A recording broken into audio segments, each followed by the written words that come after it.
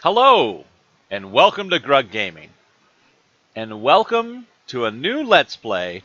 This is going to be our playthrough of Ultima 5, Warriors of Destiny. We've played through Ultimas 1, 2, 3, and 4. This Ultima 5, not only is it a cool game, it's got a cool intro. So first the summoning. There we are, asleep in our bed, and all of a sudden, we have a vision of the looks like the Codex of Ultimate Wisdom. We're being called from Caesarea. We hop out of bed, head on over to our looks like we have a closet with our box of adventure and gear in it. What do we got? Our sword. We got a shield. We got a helmet too, it looks like. So we're gonna head out from our house, look at ourselves in the mirror. We look pretty. We're ready for battle. Awesome music playing in the background as well, which is pretty cool. It's kind of loud to me. I don't have a way to adjust it lower and still have you guys hear it as well. So if I sound like I'm shouting, hopefully it's not that bad. All right, we're heading down a path behind our house to the... Oh, look, it's the Circle of Monoliths where the moon gates are normally. That's pretty cool. So I guess will we be summoning a moon gate, head back to Caesarea, it looks like, heeding the call that we have felt in our dreams to once again go forth and smite evil.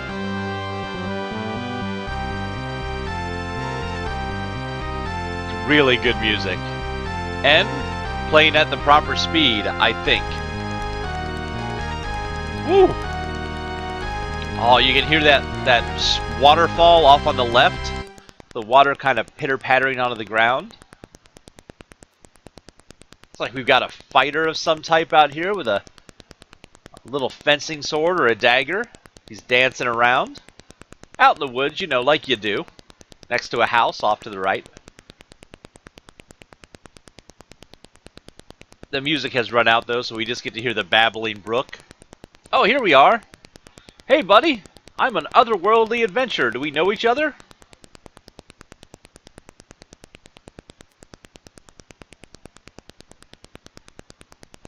Oh, what's that on the left? Oh, my goodness. Those dark, evil figures coming out of nowhere. They don't look good. They look menacing. Waving their hands in the air, doing evil magics. Can't be good.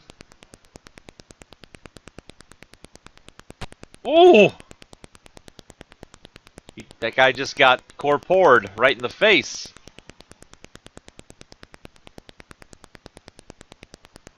Oh, we've chased him off. Luckily, we were able to save our friend, it looks like, during the arrival.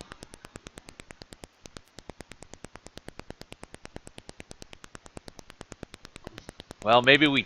Oh, he's back up. He's up and moving. That's good. He's not dead. Thank goodness. Man, that babbling brook is just rather aggravating now in the background.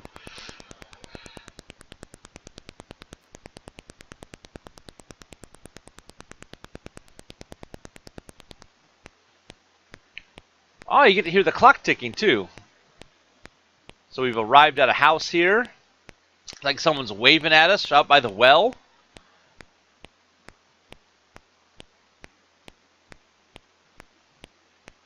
We're being brought inside, maybe?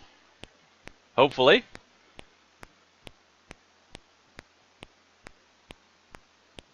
He's really... Whoever it is, he's really happy about his clock. Apparently.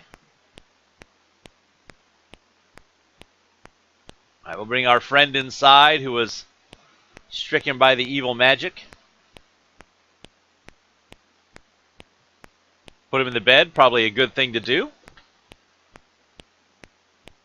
So he can listen to the dulcet tones of that clock in the background. And we'll sit down and hear a tale of what is happening here in Caesarea.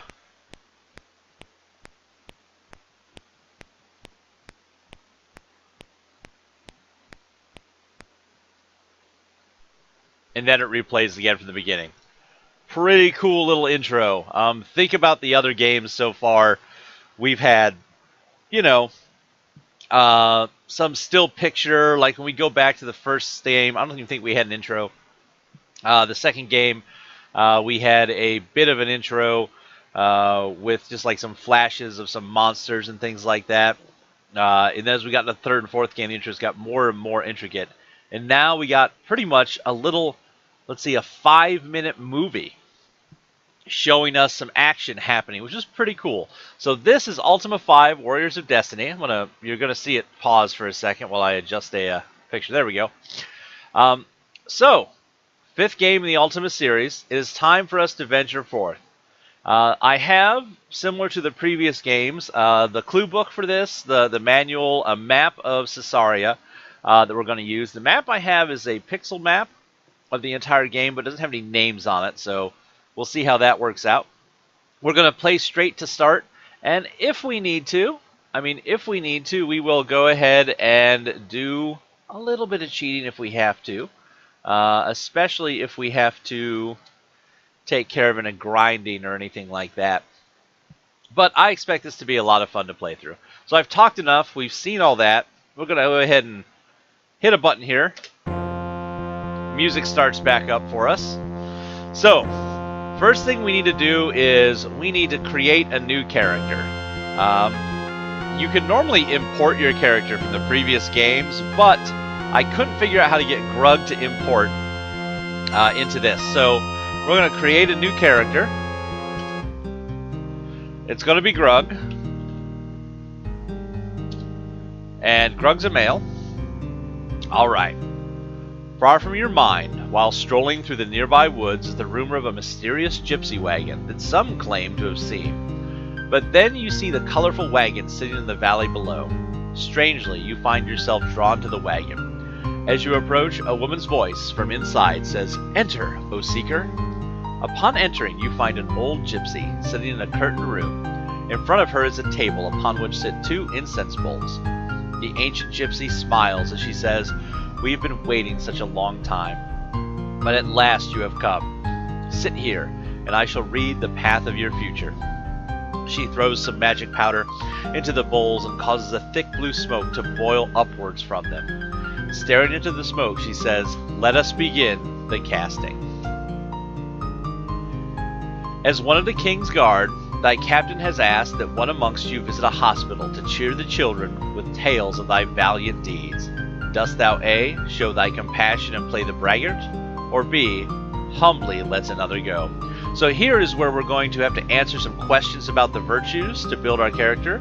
We're going to get to see all 8 virtues here. If you remember, the virtues make up the 3 parts of truth, courage, and honor? Oh, love? I don't remember. Love, yes. Love, truth, and courage were the 3 parts, if I remember, from the previous game. So, let's go ahead and say that we are going to...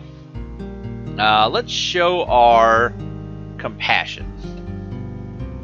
A mighty knight accosts thee and demands thy food. Dost thou A, valiantly refuse and engage the knight, or B, sacrifice thy food unto the hungry knight? Well, he attacked us. We're going to valiantly refuse and engage the knight.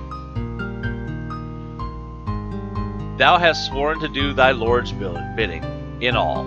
He covets a piece of land and orders the owner removed. Dost thou A, serve justice, refusing to act, thus being disgraced, or B, honor thine oath and unfairly evict the landowner? I think we go with the side of justice on that one.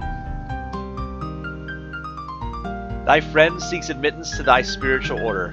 Thou art asked to vouch for his purity of spirit, of which thou art unsure. Dost thou A, honestly express thy doubt, or B, vouch for him, hoping for his spiritual improvement? Honesty is probably more important in this case.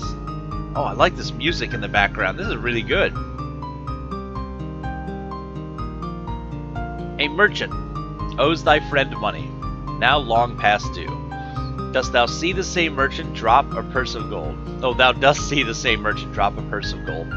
Dost thou A, honestly return the purse intact, or B, justly give thy friend a portion of the gold first? You know, I like justice. We're going to go with a just answer, B. Thou dost manage to disarm thy mortal enemy in a duel. He is at thy mercy. Dost thou show compassion by permitting him to yield? Or slay him is expected of a valiant duelist. Let's be compassionate. Let him live. After 20 years, thou hast found the slayer of thy best friends.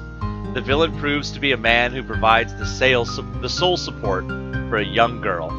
Dost thou spare him in compassion for the girl, or B, slay him in the name of justice? It's got to be justice. Must have justice. So be it, says the gypsy, as if from a great distance. Thy path is chosen. Thus began thy quest as chronicled in Ultima 4. With the defeat of the third of evil marking the end of the 3 ages of darkness, the lands of Britannia entered a new age of enlightenment. A companion was needed to show the people of Britannia the long-neglected path to virtue. You were chosen to be this champion. Heroically did you grow strong in the ways of the 8 virtues: honesty, compassion, valor, justice, sacrifice, honor, spirituality, and humility. By many great deeds did you gain understanding of truth, love, and courage. I was right. I remembered. Thus becoming the first immortal to set eyes upon the Codex of Ultimate Wisdom. Upon completing your heroic quest, having shown the landsmen of Britannia the way of the Avatar, you return to your world, an Avatar in your own right. So, we've created our character. We got kind of a refresher of what happened. Just to give you a refresh of the world before we jump into everything else here. If you got to remember, in the first game, we fought an evil wizard named Mondain. If you have the manual for this, the clue book, it gives you kind of a recap of history, so we'll do that real quick here. In the first game, as we watch this video play again, we fought the evil wizard Mondain, an evil wizard who had a magic gem, and we shattered that magic gem of immortality so that we could defeat him when we traveled in a time machine. In the second game, his apprentice Minax, the evil enchantress, had used time to actually go back in time and release evil into Caesarea so that she could be in control of it. We went back and forward in time traveled, and defeated her as well through the time gates, if you remember. In the third game, sailors found an evil island that had shown up in the ocean. And that island had the monster Exodus inside of it, who was the progeny, you could say, of Minax and Mondain. We traveled into I can't remember what that island was called. I think it was Fire Island. And inside there we confronted Exodus, who turned out to be an evil computer, and we used punch cards to defeat him. And then in the fourth game, we returned to Caesarea. We found a land with some monsters, but no real great evil, and we had been called there by Lord British in order to become the Avatar to show people what good and right and justice looks like, so that we could be almost the Christ figure of his religion.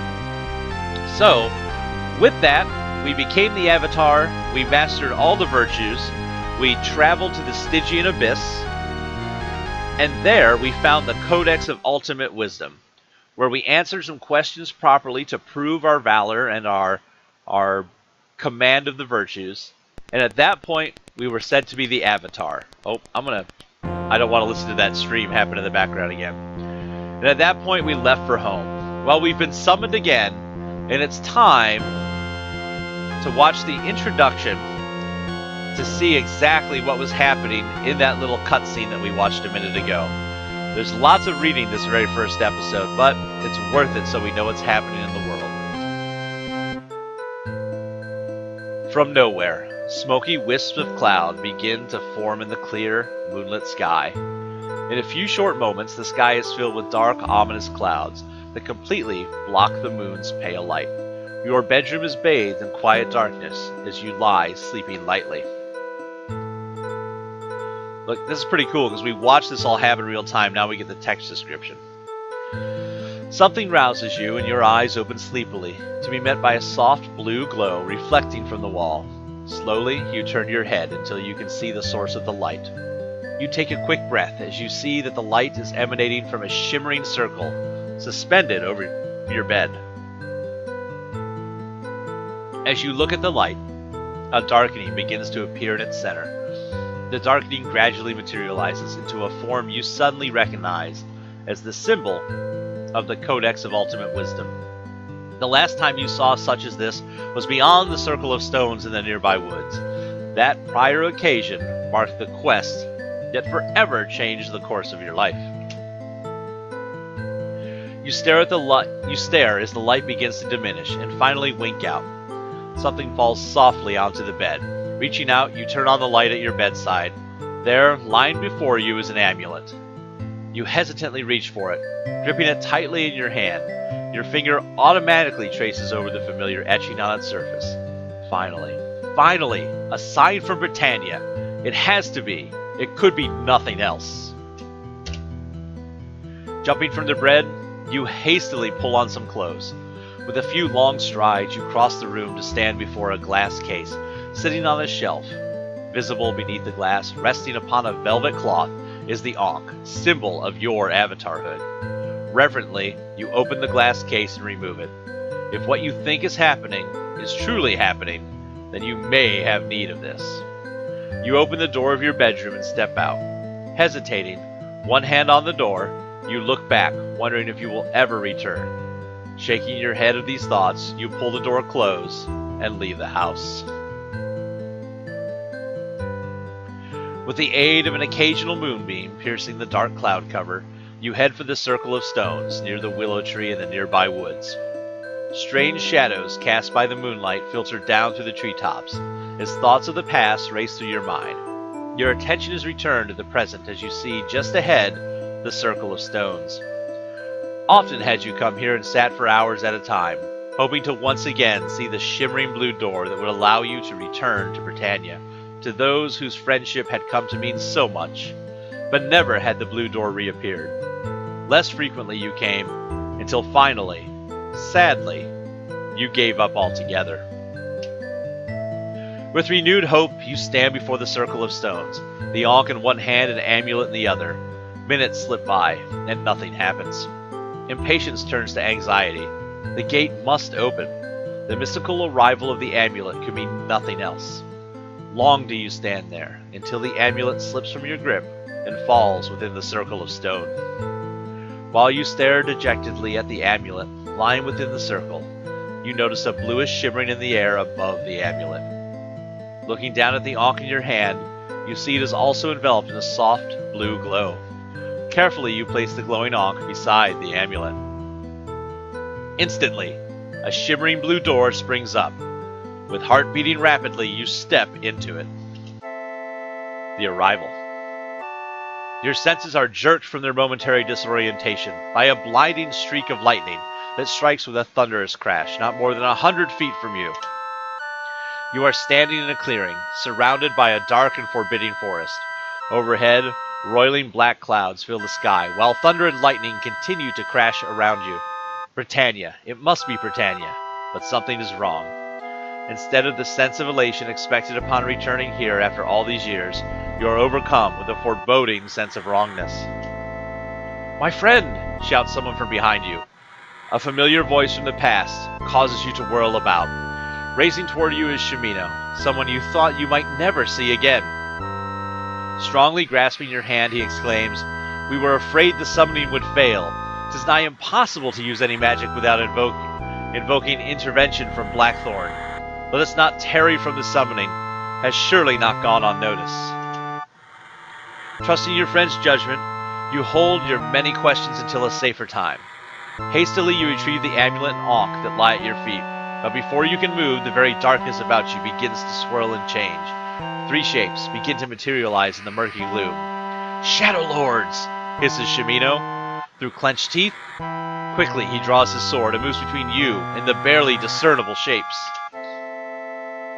The foremost apparition traces a pattern in the air with a wispy forefinger. An ebony black arrow solidifies before it and hangs suspended for a moment. Then, with a flick of its hand, the Shadowlord casts the glowing bolt at Shimino. The arrow strikes him full in the chest. Dropping his sword, he sinks to the ground, lines of pain and something worse etched into his face. The dark forms close in around you. At your feet, Shimino's body convulses in pain, but not a sound escapes his lips. Without warning, the amulet, tightly gripped in your hands, emits a bright blue glow. Upon seeing the amulet, the Shadowlords shrink back. The wispy shadows start to swirl and fade back into the inky darkness from whence they came. Shimino lies upon the ground, body twisted in agony, the dark arrow protruding from his chest. A normal arrow could not cause such pain. It must be the evil enchantment with which it was created. Realizing it must be removed, you jerk the arrow from Shimino's body and hurl it with all your might. The air about the arrow crackles as it flies into the darkness. Shimino's body relaxes. Inspecting the bloody wound, you notice it is already beginning to fester from the foulness with which the bolt was conjured. We will find aid at Yolo's. It is but a short walk to the east, Shimino mutters. With a grim determination, you help Shimino to his feet and half carry him out of the clearing and eastward through the forest. The story. Within a short time, the soothing sounds of a lute being masterfully played can be heard through the forest ahead. Rounding a bend in the path, you see a dim light emanating from a small hut nestled among the trees. Approaching the hut, you loosen an arm from around Shimino and knock on the heavy wooden door. The lute playing stops abruptly to be replaced by the muffled clinking of metal. "Who goes there?" demands a familiar voice from within. Leaning warily against you, Shimino mutters, "Open the door, thou son of a goat, before I donate all my blood to decorate thy doorstep." The door jerks open to reveal the familiar form of Yolo, standing framed within the doorway. Reaching out to help Shimino, Yolo turns to you with a grimace. "My friend, thou art a sight for sore eyes. I see that Shimino, as usual, has been unable to stay out of trouble."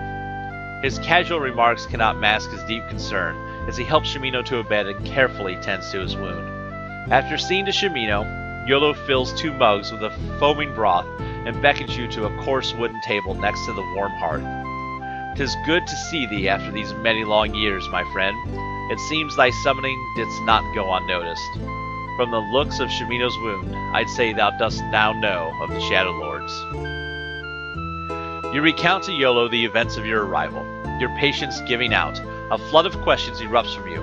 "Slowly, my friend," Yolo smiles. "Make thyself at ease, and I will tell thee of the bitter events that have brought us to these dark times. Not long after thy departure, Lord British and the most prominent wizards of Britannia gathered at his castle and called a meeting of the Great Council. Among the acts of the council was the sealing of the dungeons that lie beneath Britannia, in hopes of entombing the Valdensians that dwell within. Some creatures still manage to escape, but their eyes are unaccustomed to light. They rarely roam the countryside by day, but wary must be the traveler by night. Another act of the Great Council, and by far the most difficult, was to raise the Codex from the depths of the abyss. The influx of the combined magical power of the Great Council disrupted the very bowels of Britannia. Where once was the abyss, now stands an immense mountain, created from the molten lava that spewed forth. Oh, that's good. Let's not mess with the Stygian abyss.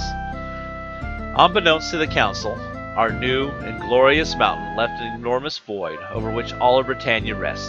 Some speculate that the dungeons may reach into this underground void at their deepest levels. It is believed that the underworld has become a vast breeding ground for creatures who have grown into horrors far worse than their original forms. A band of adventurers chanced upon a tunnel beneath the river that flows through Spirit Wood, where one of these caverns collapsed, opening a passage to the underworld. They return, weary and bewildered, with tales of creatures that mount the dark air and others that shake the ground. Lord British was intrigued by these tales and gathered an entourage of stalwart fighters to accompany him into the underworld. But his party was overwhelmed by the tremendous number and power of these creatures, though they fought valiantly. Panic erupted throughout Britannia when the sole survivor of the expedition returned with a small parchment upon which was recorded the dread tale of their journey.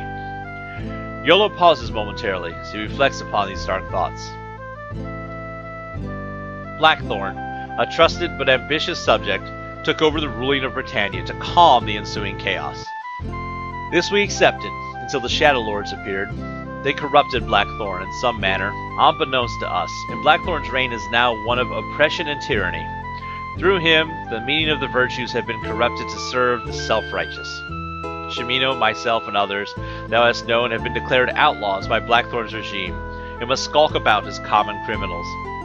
We keep distance between ourselves so that we can't be rounded up in one fell swoop. But this cannot go on forever. Blackthorn and those hellish Shadowlords are bleeding Britannia. Rule must be restored to Lord British, if he still lives. The gravity of the matter compelled us to risk a meeting. We arrived at the only possible answer. Attempt to summon thee, my friend, to aid us in our quest to discover the fate of Lord British. The risk was great, for no use of strong magical power goes unnoticed by the Shadowlords, but we felt there was no other choice. Shaking off the gloom of his tail, a jovial glint returns to Yolo's eye. He nods in Shimino's direction and says, "But, since thou art here, my friend, and hath naught else to do, I'm sure. What say thee we nursemaid this poor excuse for an adventure back to some semblance of health, then embark upon our quest. If life still breathes within Lord British, we still restore him as the rightful ruler of Britannia." That sounds great. So we are ready to journey onward, folks. One thing to keep in mind, too, it's in the Lord book, and it doesn't come across very well in the other games. I think they've retconned it for this game. Lord British is also from Earth, like we are. So is Yolo, Shimino, Dupre, a couple others. And something special is that for every 1 year of Earth time, 10 years of time in Caesarea pass. So you may be wondering what kind of time has gone by. It's been 20 years since we became the Avatar, just so you have the timeline in your head. And so in that 20 years, we've aged 2 years, and Lord British, Yolo, Shimino, etc. have only aged 2 years. That'll come up later in other games as we start to wonder why hundreds of years are going by, but some of these characters are still alive. Just keep that in mind. So, we'll hit Journey Onward. There's Grugtar, Shimino, Yolo. We're here inside of Yolo's hut, and this is where we will begin our adventure on the next episode of Gaming with Grug. Thanks for joining me today. Thanks for listening to that whole bunch of text and watching the intro to this game. I want to say in general, just thanks for watching. Please tell your friends, of course, and as always, we hope to see you soon.